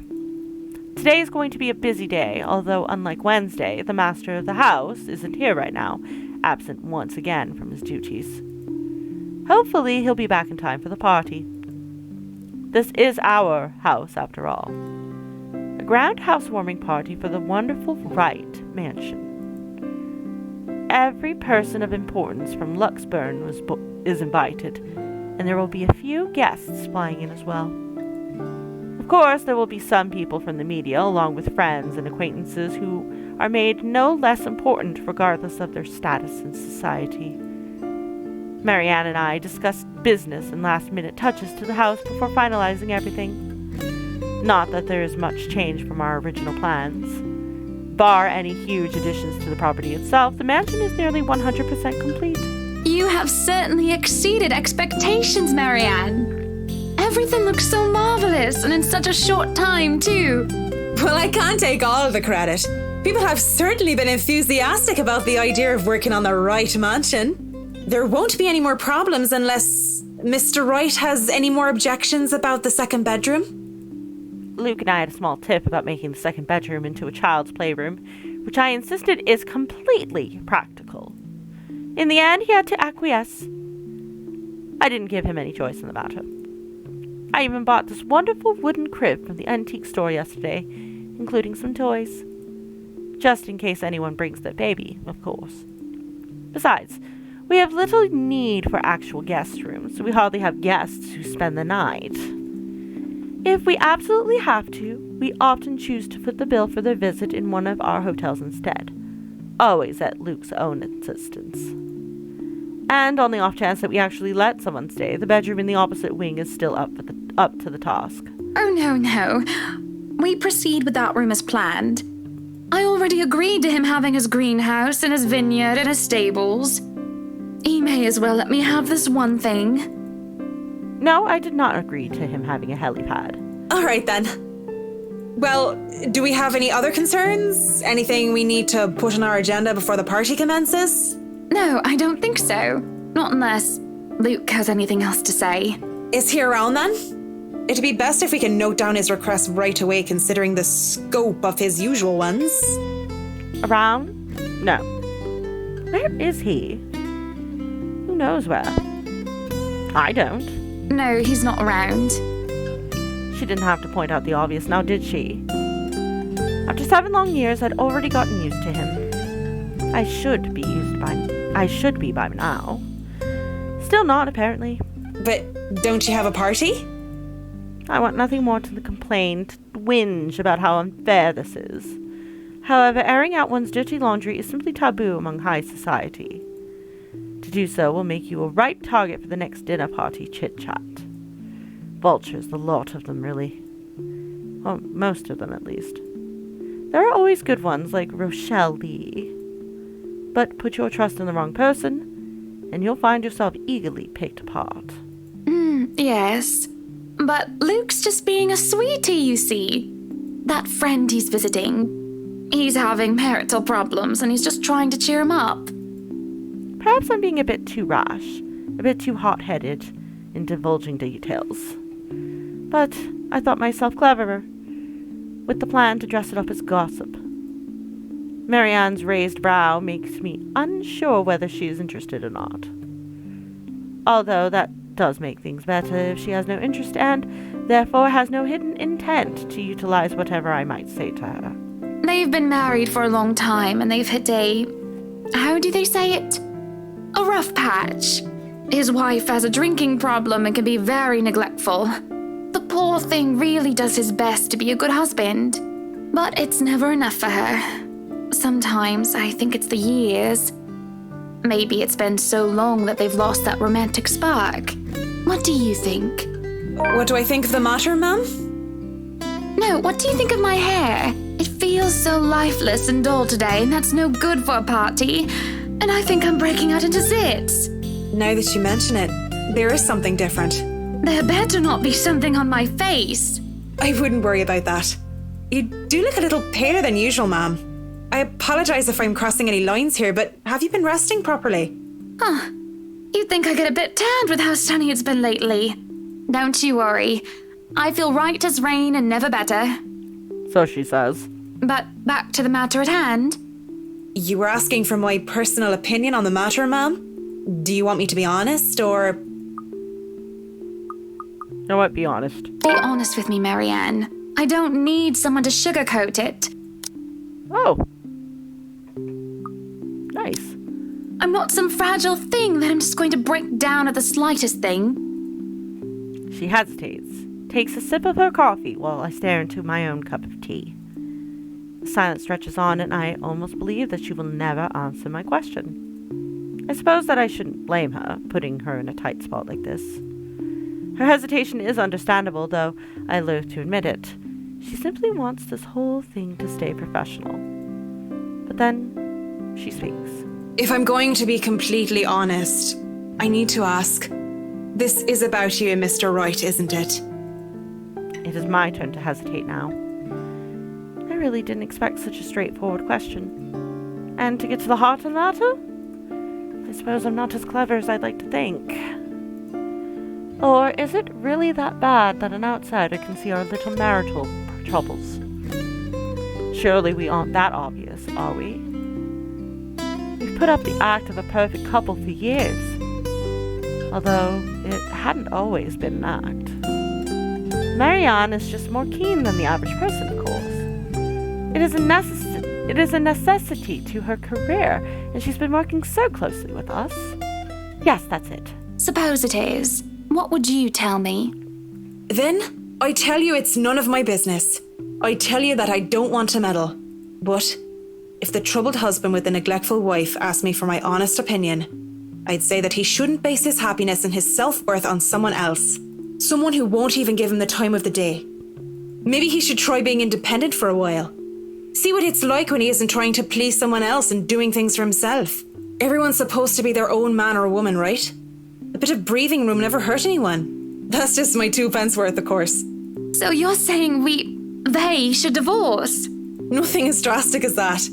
If they're afraid that it might lead to just that, then maybe that is what's meant to happen in the first place. We shouldn't let our fear control our lives. But it's just a short hiatus is all. Or, couples therapy? Look, I'm really not the best person to ask about relationships. So grain of salt and all that. She trails off, having said her piece, and leaves nothing but the smell of coffee and Earl Grey between us. There's a calm despite the nature of what has just been discussed. To say that her words make me start to think is an understatement. To say that I'm not considering her advice is a lie. And to say that this might just be the calm before the storm is a possibility. Others have had shorter marriages, yes, but plenty have celebrated long and happy ones as well. My own parents celebrated their choral anniversary before they passed away. But 7 years? 7 years isn't a whole lot in the grand scheme of things. It isn't a whole lot of time to see what and where a relationship can bring us. And at the same time, 7 years, well, it hasn't been entirely made of unhappy years, has it? It won't last forever.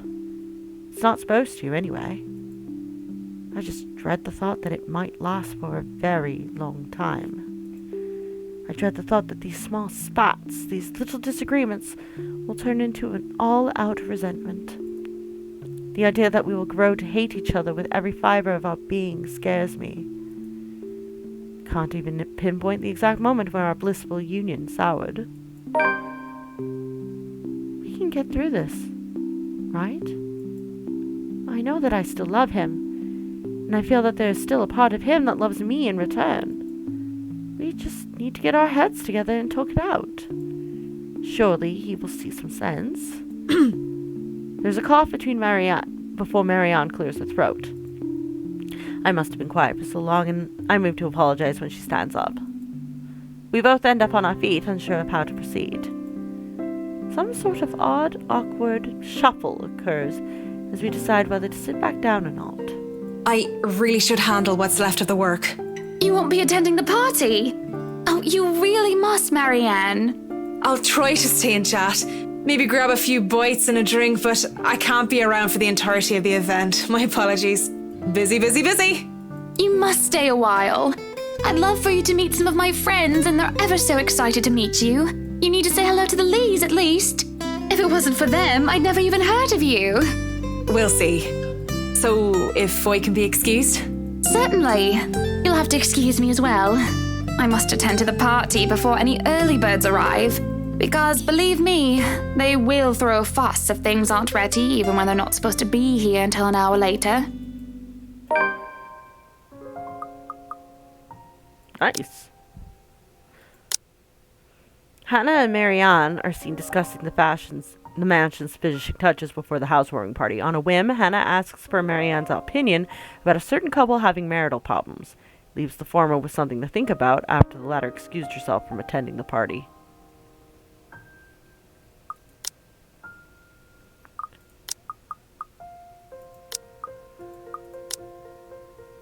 The scene outside the parlor is a great organizing mess.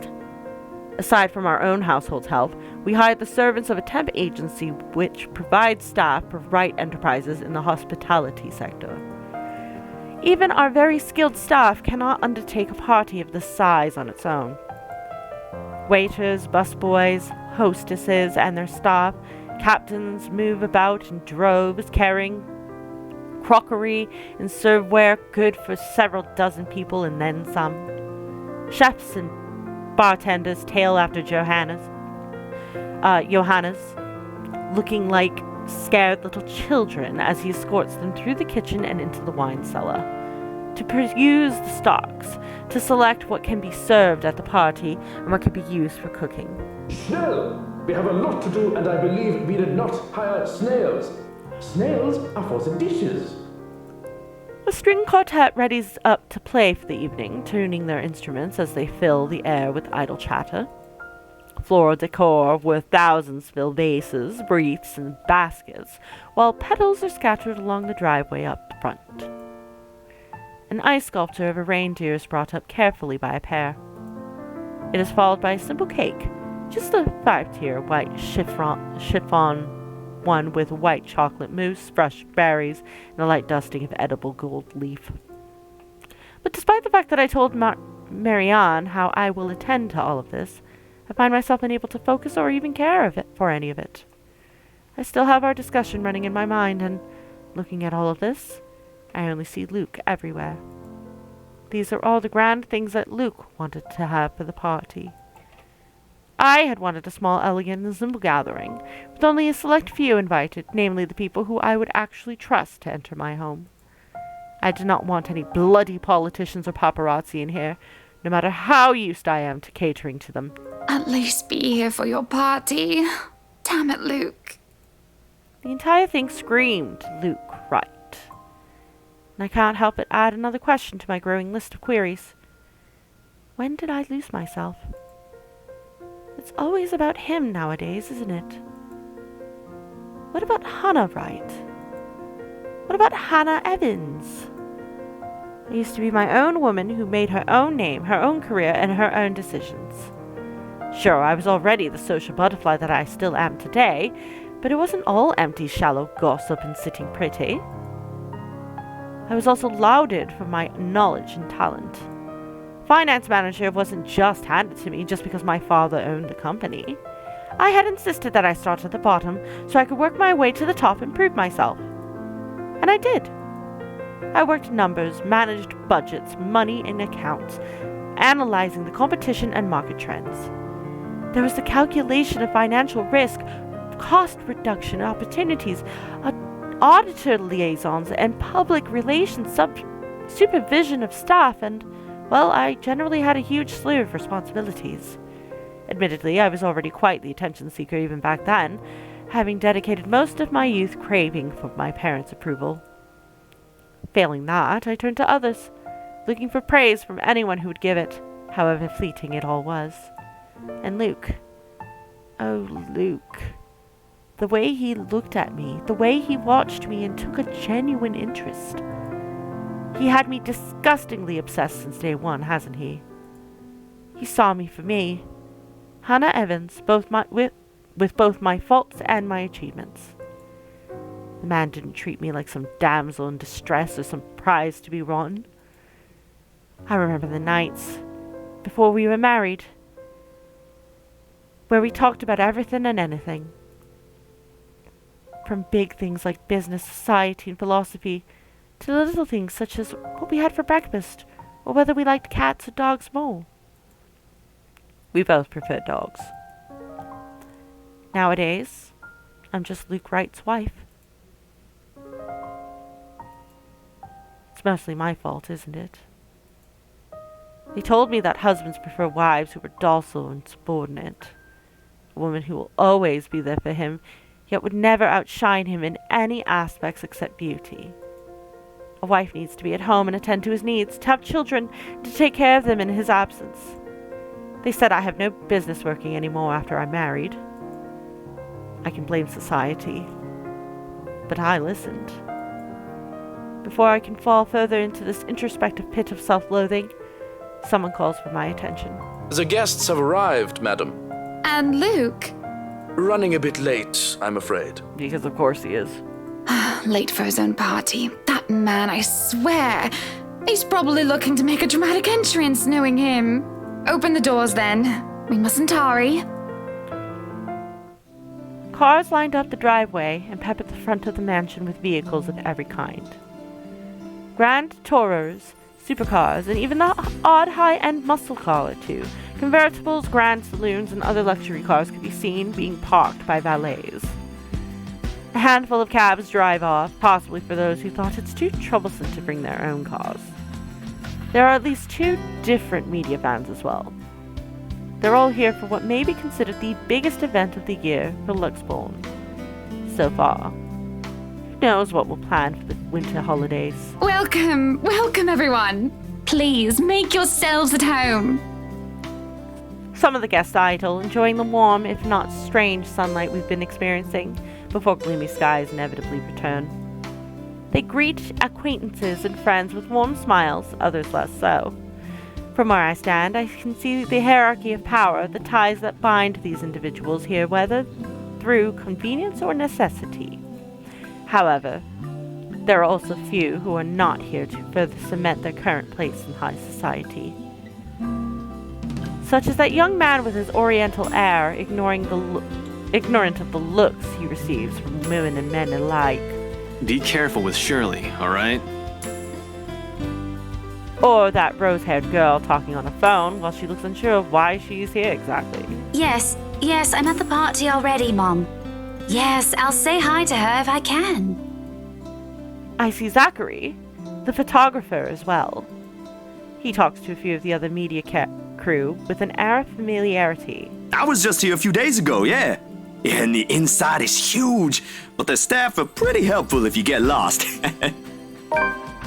I had invited Father Norman, too. It's the least I could do after he blessed the mansion on my request, aside from my small donation to the church, of course. But the poor man had taken ill and went through a nervous breakdown of some sort the other day. And then there are people like the Chief Inspector. People who I can never be too sure about. People who stand on the border between being suspicious and being trustworthy. Thank you for the invite, Anna. Husband still missing, I see? I should be saying the same of your darling Rochelle, Lee. The doctors again. She told me she'll just be in the gardens. Bet she's lying and that she's somewhere around mingling, gossiping with the other ladies. It's no offense, but that seems to be all you ladies do at these parties. Rude. And aren't you gossiping right now? Yeah. Yes, well, what about Luke? Change the subject. While doing more gossiping. Should we file a missing persons report now, or do you want to wait 24 hours? He's around. You know, I can tell if someone's bluffing. Don't tell me, let me guess. He's finally drunken himself to death and not wanting a scandal, you've hidden his body. I was wanting to give this housewarming gift to him personally, too. It's a plate that holds a wine glass so he can stop killing himself with liquid lunches. Looks like it's too late for that. Nothing like that. Besides, this is a hardly polite conversation. No, it is not. Oh, relax. I'm just trying to be cheeky to lighten the mood. It's not like I want Luke dead. I wonder. The man doesn't serve dodgy plonk like the others when I visit, and he pays his respects well enough. I could use a glass of wine or 3, actually.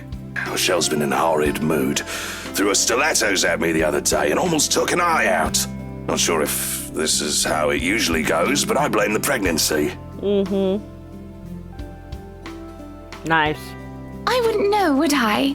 Ooh. Still no plans for a baby? Well, I guess that's for the best. If it's this bad now, I can't even imagine how bad it'll be when that little baby bump becomes huge. Have I mentioned how I don't trust him, no matter how hard I tried to do so? Well, at least he brought a gift, I suppose. Why don't you just go inside and have some wine, Lee? Think I will, thanks. Greetings such as these carry on as the guests continue to trickle in. Whether we have short conversations or merely shake hands and nod heads, I make sure to attend and welcome each of them. As the first hour passes us by, the rest of the stragglers and I adjourn to the ballroom. Any latecomers will have the attention of the porter instead. I have other duties to attend to now. Okay, I have a premonition. Luke is gonna show up at his own party fucking sloshed. And of course, Hannah's gonna have a hallucination of the ghost girl. Who I'm convinced is Charlotte, by the way. That's my prediction. They're not grandiose things and it's pretty fucking predictable, but it's something. Hosting parties is always the same old song and dance, no matter how big or small it is. You make sure your guests are well fed, have good company, and have them genuinely enjoy themselves. So when my opening remarks are done, when the band has started to play and the guests have started eating, I find myself wandering around aimlessly unless I'm pulled aside. For a while, I stay with the small group and entertain them before excusing myself. And when they're not anymore watching me, I end up watching them. When they don't listen, I do. A local banker is having trouble with his daughter. He wishes to marry her off, but she wants nothing more than to make music. One of our hotel managers worry about the stolen belongings of one of his patrons, failing in security, which should be brought up to the high authority soon. Our mayor, well, his cat died. Then there is that rose-haired woman, once again. It is hard not to notice her with her distinctive locks. She also lacks the grace that the other ladies have, though that does not make her any less beautiful. Her stance and the air she exudes instead are strong, and they make her stand out despite her casual attire. Many men have already given her their attention, though each invitation to dance has been turned down. I approach, intrigued, although it is no great mystery what occupies her own attention, what with the glances she keeps sending towards the boy with the oriental hair. She remains unaware, though, even as I stand beside her, pretending that I am there for a drink. You would catch his eye a lot better if you wore nicer clothes, don't you think? Ouch! I mean, just twist that knife, Hannah. Didn't realize the housewarming was going to be this fancy. I would have gone with a nice dress if I knew. Oh, you're fine, dearie. It's only really the parvenus, those who climb, that come to these parties all dolled up. Quite the black-haired beauty, isn't he? The boy comes over, but I do nothing to speak any softer. He merely passes by, and it's a wonder why he doesn't say what I hear. And it is a wonder he doesn't hear what I say. Who, Ash? You know, you really shouldn't have turned down those offers. If I wasn't married, I'd happily go dancing with those young men. But you said a name. Ash. That's the exquisite lad you've been looking at all this time. I don't know Called him, it. and I'm the one hosting this party. That must mean you know each other. Is he your boyfriend then? Because that would explain those rejections. Nope, he's the boy that she would like to be her boyfriend. In all my life, I have never seen a face grow red so fast. The shade of her hair did not help quite as well. This is the most pink I've seen in a person, really. What? No, that's ridiculous. He isn't my boyfriend. No, but you want him to be. Such a violent reaction. A simple no would have sufficed. Many here would be happy to hear it. And I haven't been looking at him. Yes, you have. Don't lie. Come on now. Lying's not nice. That's right. You've been staring. Quite heatedly, in fact. Although I'm not sure if you look like you want to kiss him or kill him. It's more the latter currently. Oh? Just don't go murdering him on my property. I don't want to walk into a room and suddenly find a body there. I waver as I feel the burning of someone's stares. It is chilling, and though I am used to enduring the gaze of others, this one makes the hairs on the back of my neck stand up. Uh-huh. There we go. My attention is pulled from the girl, and I see a woman staring. Dark hair and dirty. She looks more like a beggar than a guest, and I have half the mind to call security at her while her mouth breaks open into a grin. I'm gonna save. All I hear is her laughing. Taunting. Her stare makes my blood run cold. She looks at me like I am nothing but a pig to slaughter for her amusement. Makes my hand shake and I nearly drop my drink. But then, in a blink of an eye, she's gone, and the buzz of the party returns. I'll keep that in mind, but... Are you alright? Yes, sorry. I just thought I saw something strange. It must be the trick of the light. Anyway, on a right, as you must already know. Rebecca Gales. Gales. Name is familiar, like a fond memory. I recall a kind lady, a private tutor who treated me like her own daughter when I was young. She'd even bring me food, when there was no need to do so. Usually stovies, which I honestly hadn't been too keen about, though I ate them nonetheless because she brought them for me. Oh, the professor! And your little Becky!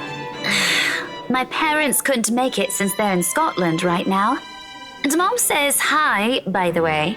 But yeah, that's me. Little Becky. We met once before.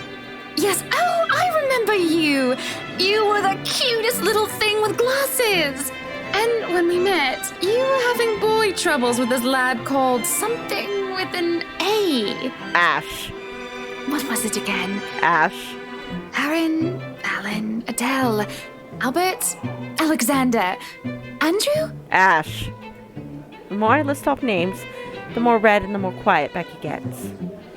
Starts to look a bit miserable as her body language shows discomfort and stiffness. Perhaps I have triggered a horrible childhood memory. Surely I hadn't been mean when I visited with her mother. I don't quite remember all of it. Ashton! Ash! Got it. That man is that boy! The same one. Oh, goodness me, after all these years! I can see why, though. He's quite dashing. You don't really need to announce it to everyone with an earshot, you know? Keep it down. I'm so sorry, but it really is cute. And a tad bit sad. This is a nice party, Miss Wright. Smooth. Please, Anna's fine. We're friends of a sort, aren't we? We must be friends, seeing as I know about your little infatuation, Becky. Don't you worry, dearie. You'll have your happy ending yet. Unless he's not interested, in which point, sorry. I'm not too concerned about that, am I? That's not what I'm looking for. Oh? And what makes you think that? Doesn't everybody want their happy ending? The idea of happy endings sounds like they're just for fairy tales. And they are, sorta. I don't think you can just sit around, trapped in some tower and hope for the best. If you love them, you have to fight for it, right? You're not just going to sit there and hope that everything will just fix itself on its own. Like everything, you have to work at it. But what do I know?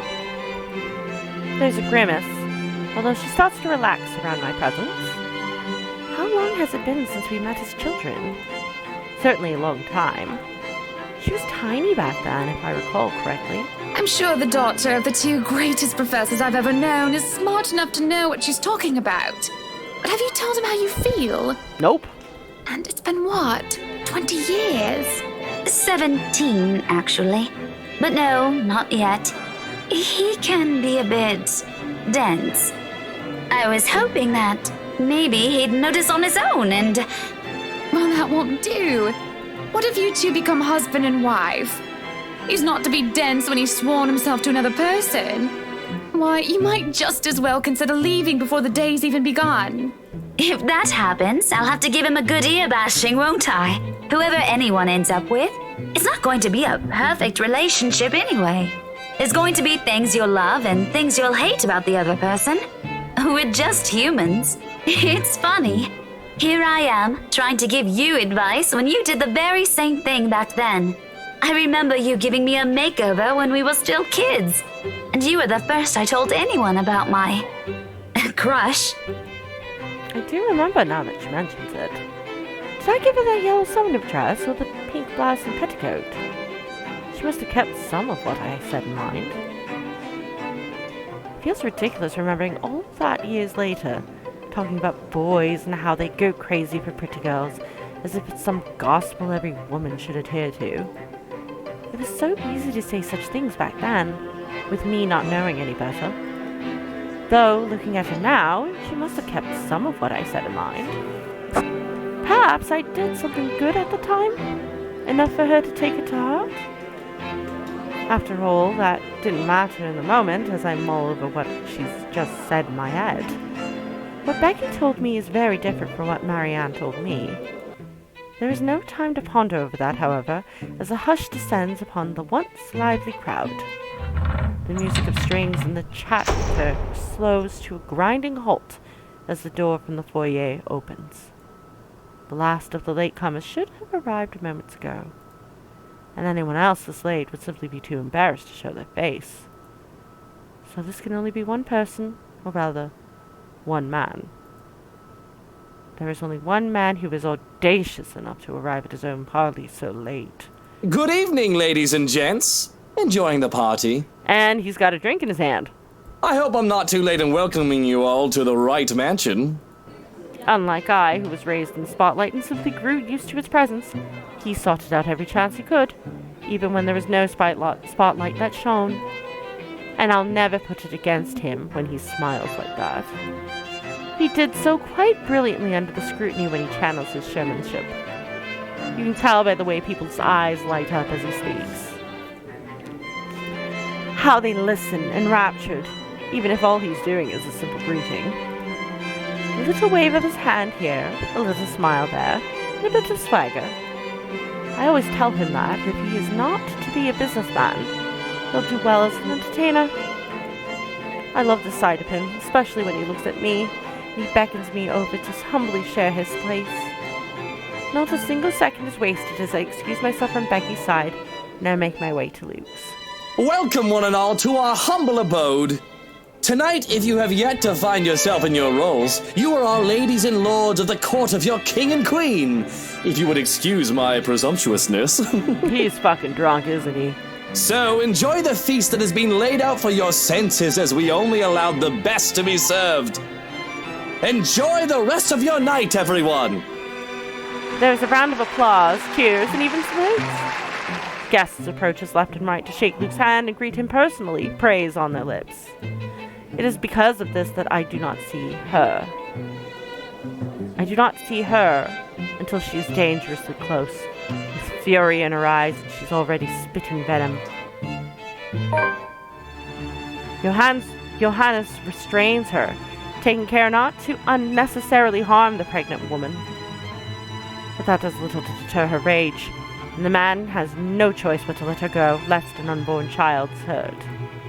Although it might be too late for that, as I see an emptied glass of wine in her hand.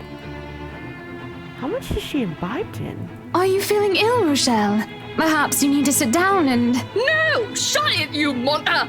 I ain't talking to you! I'm talking to this scumbag over here. Oh, he's been cheating on her. He's been cheating on her with Rochelle.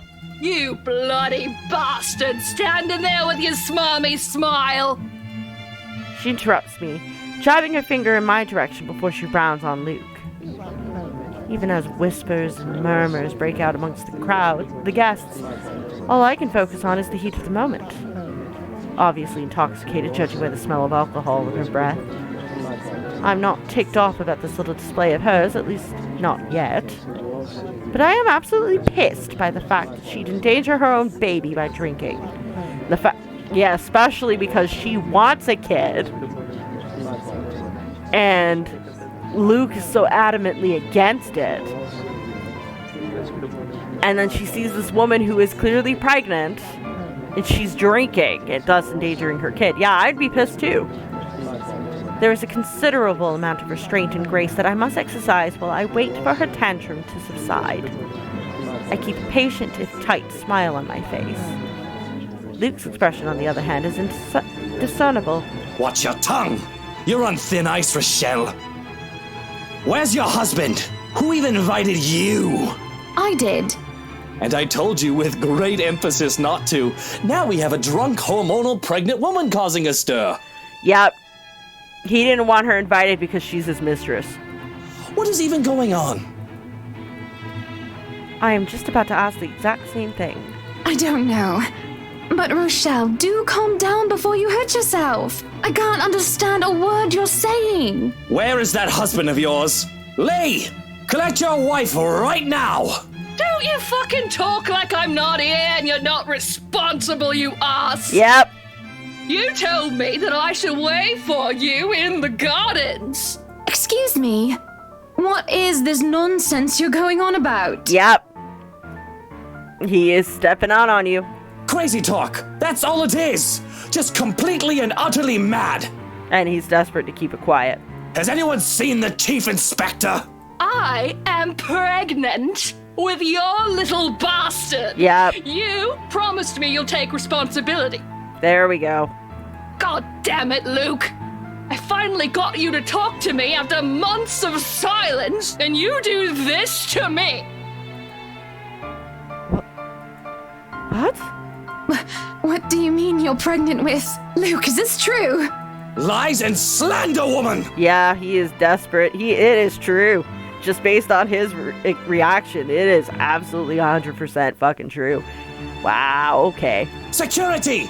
Johans, take her out of here before she makes an even bigger fool of herself!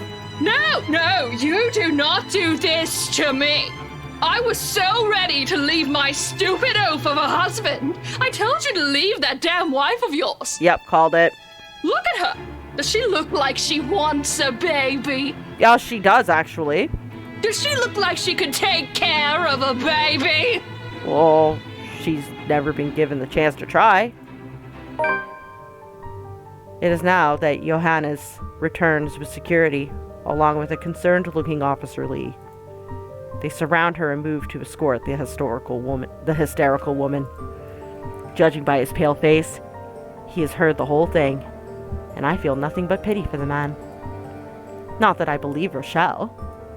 Luke would never. He would never go so far as to sleep with another woman, right? I'm so sorry for her behaviour. She's been under a lot of stress. And the alcohol. Talking nonsense, that's all it is. You're not allowed to drink because of the baby, Shelley. What are you thinking? Nothing to see here, people. Move along. Is there really nothing here but the ramblings of a drunk? Of course they're nothing but the ramblings of a drunk. She's just jealous. Jealous of this wonderful marriage, this happily ever after that I have had with my prince. Nope. Take that trollop out of here immediately! And see to it that she isn't allowed here or anywhere we hold any authority in Luxbourne. To be banned from anything with the right name on it is basically social suicide. We practically own half of Luxbourne, and there isn't a single establishment of repute that isn't under our patronage one way or another. This is mercy. I can do much worse to her. At least this way, she can just move out of the city and never ever return. I've stayed my hand in the face of her grievous fault, her bold-faced lies, when she deserves so much more. I can take away her business, have her factories shut down. It's too easy to ruin her life until she has nothing, until she is nothing. And it is all so tempting. I can only see red. The tension is thick in the air, and the silence that embraces the room is nearly deafening. There are worried and almost fearful glances from some of the guests, yet at the same time I can still hear them whispering. But as long as they hold their tongues and don't interfere, none of this matters to me. Especially when my darling looks at me with different shine in his eyes. It almost seems as if he's proud of what I've done, and that spurs me on more than anything. Everyone, please go back to enjoying the party. Don't let that mess of a woman ruin your night. You heard her! Strike up the band, maestro, and let us dance like fireflies in the night! Takes a bit for the crowd to stir again, in the face of all of that.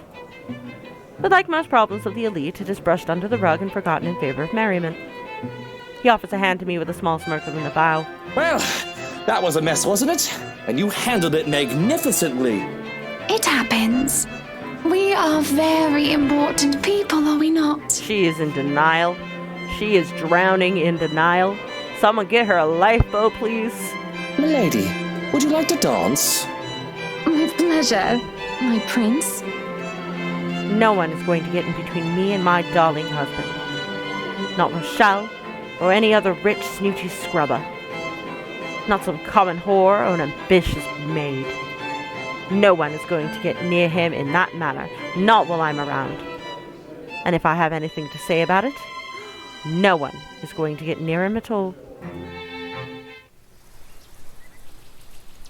The day after proved to be a difficult task.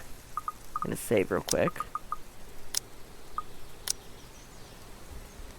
My darling prince is a man of many connections, a man of many people.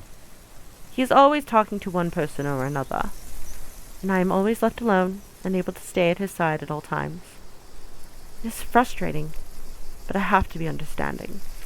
Besides, I don't see why he can't just stay at home.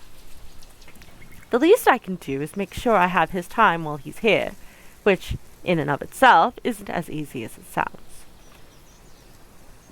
Not with that bloody valet of his tailing him around. Johans! Where's my tie? I can't find it anywhere. Have you looked around your neck? I was just gonna It should be say. there if it's not on your clothes horse, sir. I was literally gonna make that joke, but Johannes beat me to it. Thanks, Johannes. It isn't often that I'm awake this early, or at least early enough to find my darling preparing for a day with his valet attending to him. It is an old-fashioned way to go about the morning. He's able to dress himself, after all. But he says that it really makes the day easier for him to have someone else do this tedious task, albeit with a grimace. Though if that manservant of his dislikes the duty so much, I'll gladly do it in his stead. I've got it, my prince. Come here.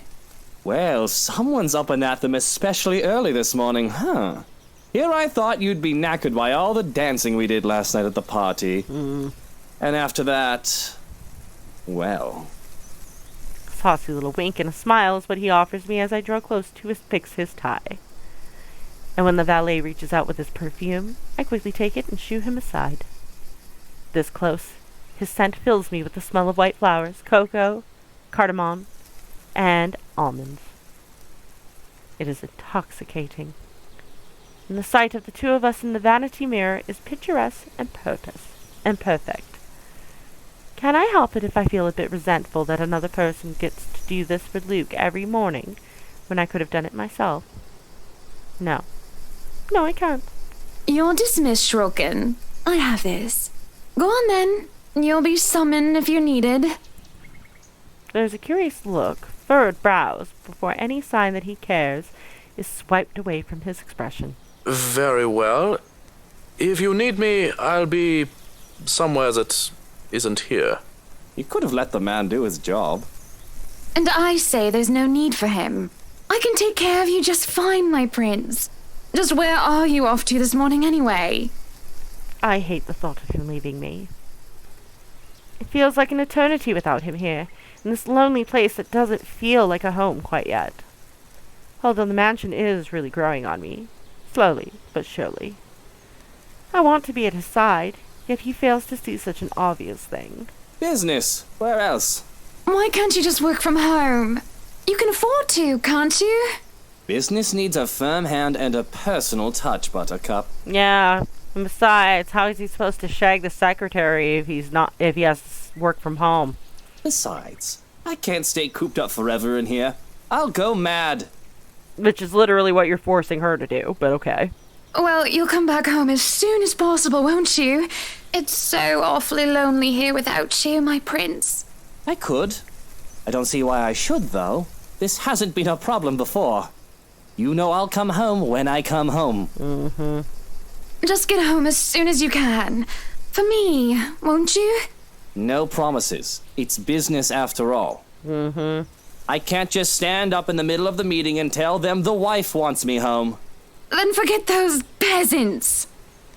He stops and stares, looking perturbed for a moment before shaking his head. Is he feeling ill? That's more reason for him to stay here with me, isn't it? I'm just being a good wife, worrying about my husband and all. Be good, dear, and stay safe. There's been all sorts of dodgy characters seen about the property. I'll be leaving Johans with you, just in case you need anything, and to be on the safe side, okay? But I don't need a valet. I need you here with me. I'll be closing a big deal with a pharmaceutical company soon, if things go according to plan. Maybe, after that, I can take a breather for a bit. Maybe. No maybes. You have to promise me. I only need him. I'm going to be late, Hannah. The longer this takes, the later I'll get home. Fine. Shall I see you out? If that's what you want. At the front door, his valet waits, ready to accompany him for the rest of the day, and when he's told to stay and attend to me. I still don't like it. Looks like he doesn't either. But I ignore him in favor of the one who really matters. I hold Luke's hand in mine and give him a deep kiss. Makes my heart flutter as I see the way his eyes close during our moment of passion. Parting for air, I can only smile. Have a good day, my prince. Right. Off I go. I still don't want him to leave. He should just stay. Forever. If you could let go of my hand, please, Hannah. Wow. Yeah, she's being clingy because deep down she knows he's cheating. It's just so hard to let go when I finally have him in my grasp. To watch him enter his car and leave pains me so. It leaves behind an aching, gaping hole like a hunger and a need. I'm not content until he returns. If it fits you, breakfast is ready in the parlor, madam. If anything, I'll be in a foul mood until he returns. Leave and go practice your bloody sodomy elsewhere. Wow, that's rude. Peculiar. Yes, very. When I turn around to hiss at him to leave, he's already gone, and that suits me just fine. I want to be alone, without anyone bothering me. I want to be alone with myself and my thoughts, with only these halls as company. These damned halls which will hold our memories. Just he and I. There is no one else I need but my prince. Not some cheeky servant who's just living it up because he's Luke's right-hand man. Rubbish like him deserve nothing.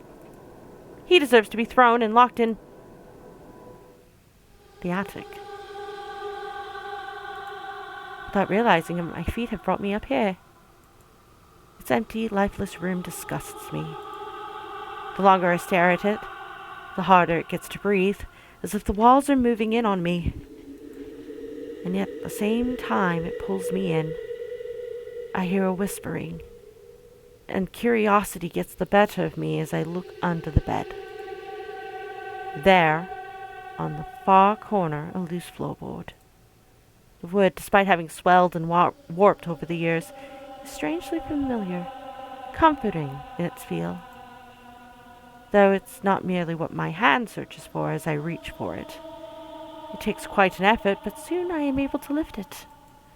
And inside, underneath the dust and cobwebs, lies a pendant warm and familiar. And I swear, if I just close my eyes, I can feel it beating in my palm. I feel a thrill, though I also feel like a thief for taking this. But it's mine. So without delay, I hide in our room. Saving again.